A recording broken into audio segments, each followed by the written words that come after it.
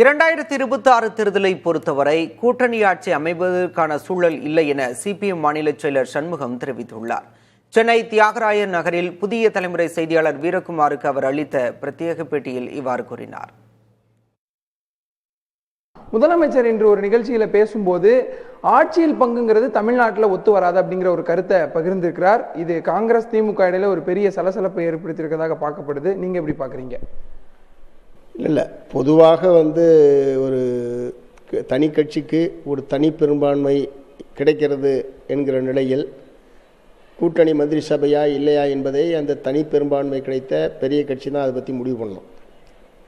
ஒருவேளை ஒரு குறைந்தபட்ச செயல் திட்டத்தின் அடிப்படையில் அது பொதுவான தேர்தல் அறிக்கை அடிப்படையில் ஒரு கூட்டணி அமைகிறது என்று சொன்னால் அதனுடைய தன்மை என்பது வேறு.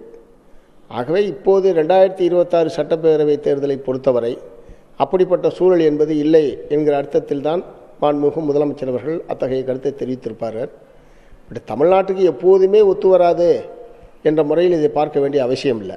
அது காங்கிரஸ் கட்சியினுடைய எதிர்பார்ப்பா? ஏன்னா ராகுல் காந்தி, சோனியா காந்தி போன்ற அல்லது கார்கே போன்ற அகில இந்திய முக்கிய தலைவர்கள் யாரும் இத்தகைய கருத்தை வெளிப்படையாக இதுவரை தெரிவிக்கவில்லை.